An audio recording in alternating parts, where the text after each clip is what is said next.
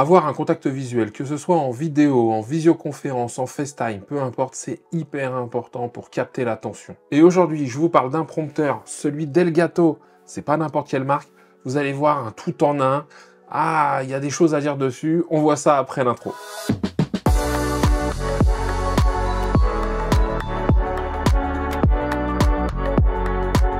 Bonjour et bienvenue sur les tests de Cyril. Ici, on parle de tech, audio, photo, vidéo, d'Apple aussi. Et aujourd'hui, eh bien, on va parler prompteur. Oui, on est dans la tech, on est dans la vidéo, d'accord? Les deux se rejoignent. Et aujourd'hui, on va parler de prompteur. Alors, je vous en ai présenté un gros, un balèze, un limite professionnel, d'accord? Il y a quelques temps, j'ai bien aimé vos retours. Mais je me suis dit, c'est vrai que tout le monde n'a pas cette somme-là à mettre dedans, parce qu'on était au-delà des 350 €. Et puis surtout, ça nécessitait d'avoir un écran, soit un iPad ou un écran à mettre dessus. Donc forcément, ça vient alourdir la note. Et en plus, en parlant d'alourdir, eh bien, c'est assez volumineux. Il faut un bon trépied, ce genre de choses. Là, aujourd'hui,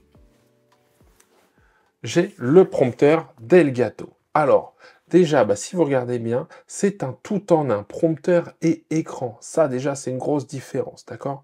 Au niveau du prix, alors on est aux alentours des 300 €. Moi, je l'ai acheté pendant les Prime Day à 250 €. Donc, petite baisse intéressante. Peut-être qu'il reviendra au moment du Black Friday, j'en sais rien. Mais en tout cas, voilà, l'idée, avant de savoir si ça peut être intéressant ou non, c'est de voir à quoi ça ressemble, comment ça se monte, et tout ce qu'on peut faire avec. Parce que Elgato, en termes d'intégration, ils font des choses plutôt pas mal, hein. J'avais déjà présenté le Stream Deck et ce genre de choses de leur part.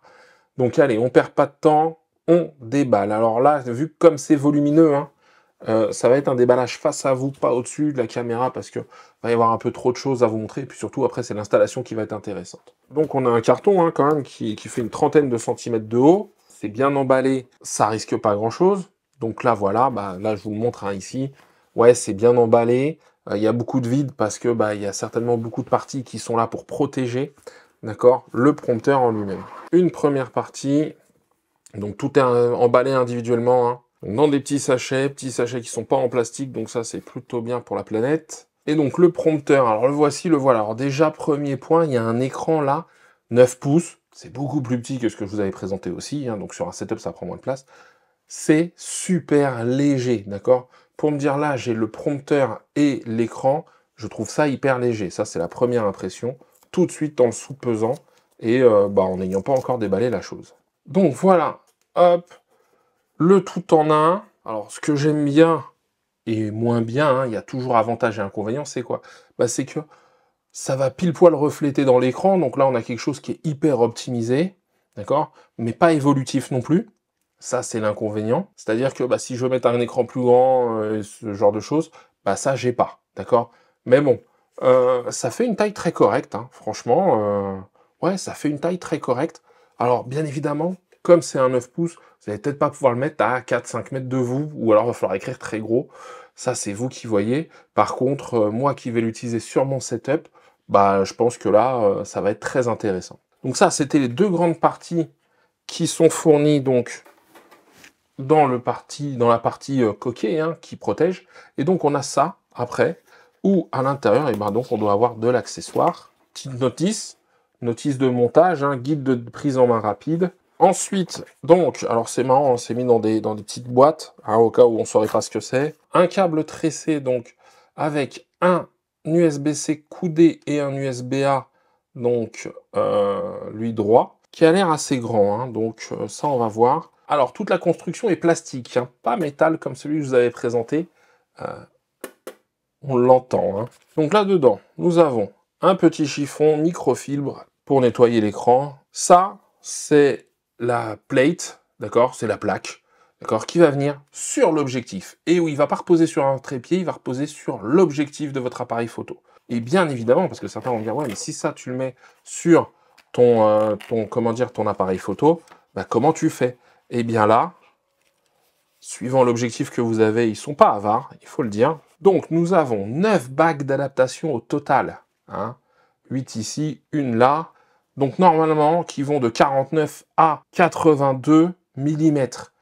Alors, je le dis, moi sur mon objectif Sigma 16 mm f1.4, ça va aller. Si je garde l'objectif de kit Sony, ça va plus. parce que de mémoire, il est très petit, il fait 40,5 mm, je crois, de diamètre. Dommage. Bah, donc, il faudra racheter des bacs d'adaptation sur les bacs d'adaptation. Attention, si votre angle est très grand, ça peut poser problème aussi. La bague, elle est faite comme ça qui va venir dessus, d'accord, avec tout le système, bien sûr, dessus, mais ce qui est intéressant, c'est quoi? C'est quand je vais l'enlever, eh bien ça, je vais pouvoir le retirer juste en glissant, d'accord, vers le haut, et retirer mon prompteur. Donc si j'ai pas besoin, je peux partir. Ça, éventuellement, le laisser dessus ou après l'enlever. Mais donc ce sera hyper rapide, il faut juste un endroit pour ranger son prompteur. Donc là, bah voilà, hein, vous voyez l'installation telle que je l'ai faite pour filmer. Et maintenant, bah, heure de vérité, hop, le prompteur. Et hop là, il est installé. Alors ce qui est bien, c'est que comme je l'ai posé dessus directement sans stopper l'enregistrement, vous voyez s'il y a une différence de colorimétrie. Est-ce que ça l'a pas un peu assombri? Ça, j'en sais rien, moi je le verrai en post-production. Encore une fois, donc, bon bah là, vous voyez, j'ai le prompteur. Donc voilà ce que ça donne, hein. Ça c'est plutôt chouette.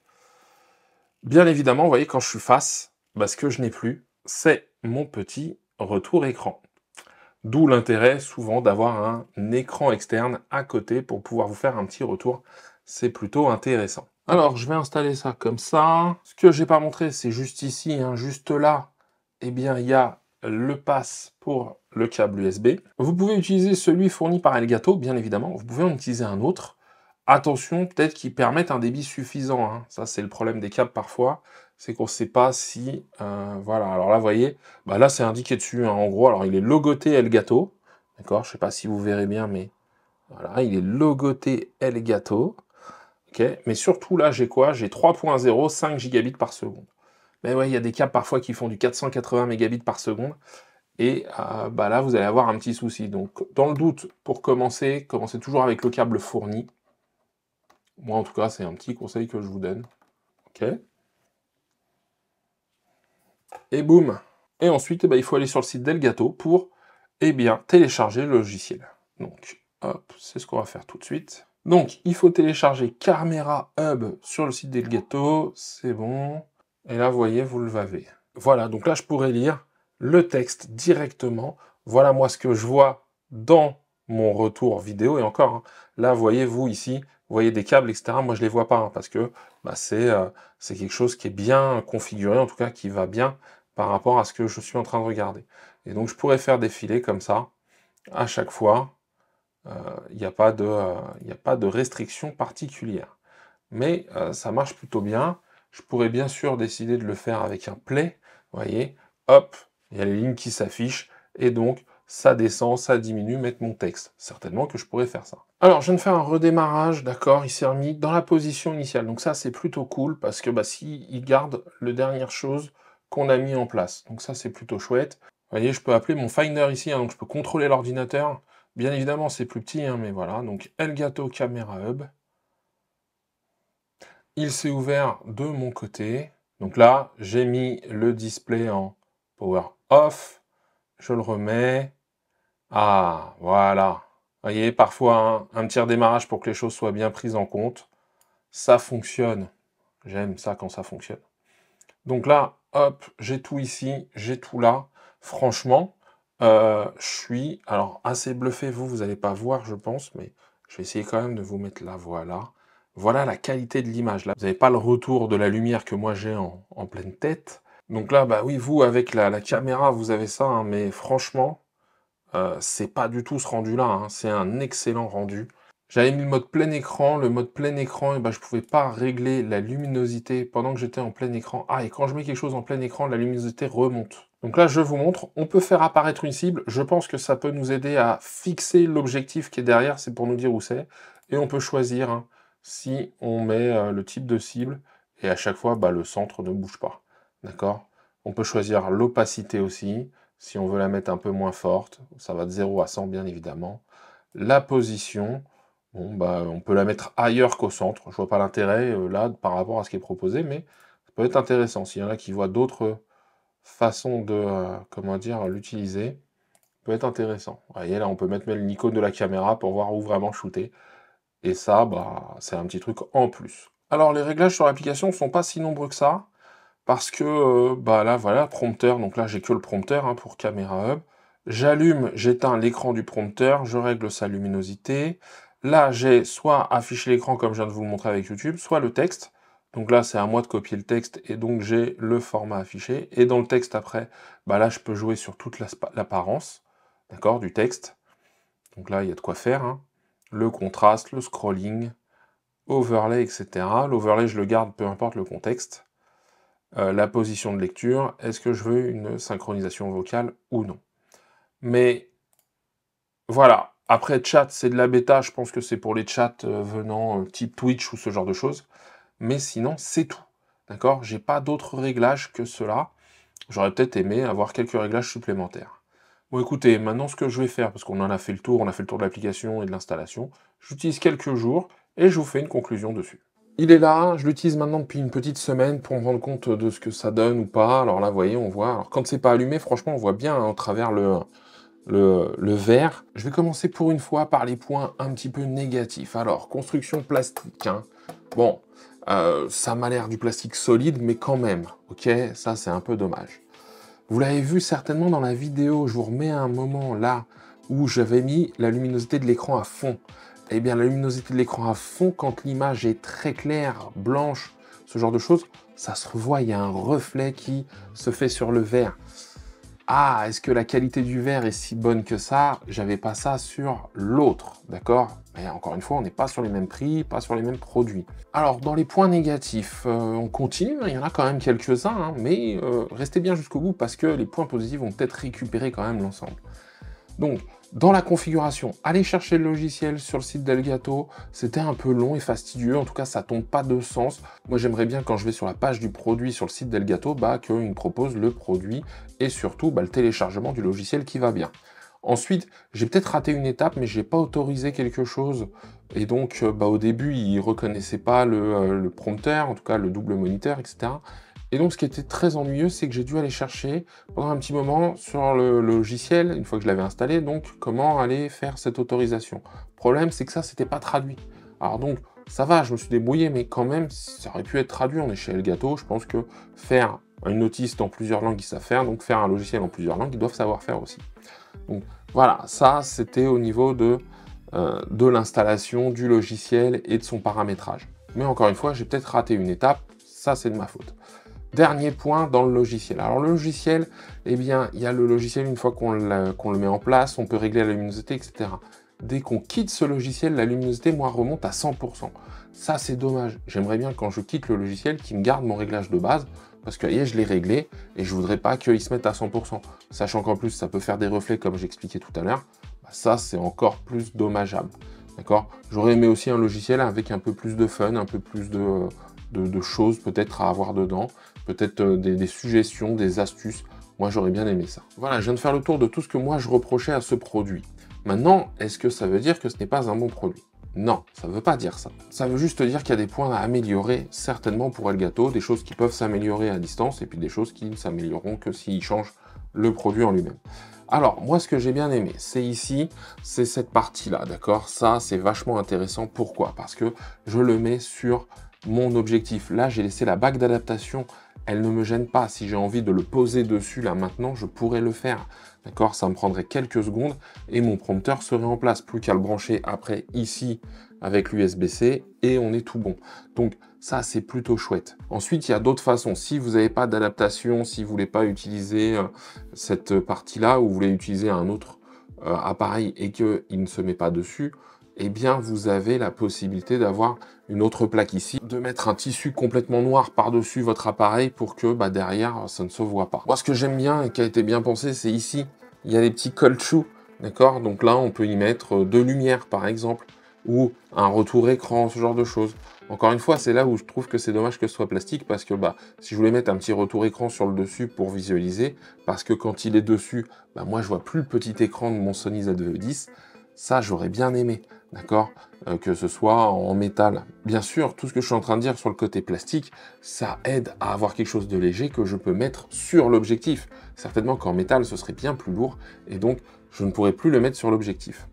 Autre avantage, c'est quand c'est sur l'objectif, etc., bah, ça ne nécessite pas un trépied, ça ne nécessite pas un gros élément. Moi là, je reste avec mon setup de base comme vous avez pu le voir, parce que comme ça, bah, ça me le fait juste enlever. C'est un peu run and gun, c'est-à-dire que bah, je peux le mettre, l'enlever quand j'en ai plus besoin, le remettre et ainsi de suite. Donc ça, c'est plutôt très agréable. Maintenant, là où je vais arriver, c'est sur la partie finale, c'est-à-dire bah, la qualité du prompteur en elle-même. Et bah, la qualité du prompteur, elle est quand même plutôt bonne, voire très bonne, hein, sincèrement. Le retour image, il est très bon, je le vois bien. L'écran est hyper lumineux. Voire un peu trop, mais ça se règle. C'est vachement bien défini, on se voit bien, etc. Je pourrais l'utiliser presque en second moniteur, mais comme j'ai un grand écran, j'en ai pas besoin. Mais on peut imaginer pas mal de choses hein, par rapport à ça. Et ce retour, en tout cas en vidéo, ça marche plutôt bien. Dans les points négatifs, mais ça c'est lié aussi à tout ce système-là, c'est que ça vient assombrir un peu l'image. Je ne sais pas si vous l'avez vu, vous avez fait attention, mais quand je l'ai mis sur l'objectif, eh bien l'image s'est un peu assombrie. Alors, soit bah, on remonte un peu les ISO, soit on ouvre un peu plus grand, soit on augmente un peu sa source lumineuse pour corriger un peu le tir, mais ça c'est possible. Au niveau de l'angle, attention si vous avez un ultra grand angle, donc moi là je suis sur un 16 mm sur un APS-C, ça fait l'équivalent d'un 24, c'est bon, vous voyez ça, on voit pas les bords, on voit pas les coins apparaître dans le champ. Si vous utilisez plus grand que ça, il y a peut-être la possibilité d'avoir eh bien, les points qui apparaissent dedans. Alors, donc attention, je crois qu'ils acceptent jusqu'au 16 mm. Je ne sais pas si demain vous le faites avec un 15 mm ou un 10 mm, ce que ça peut donner.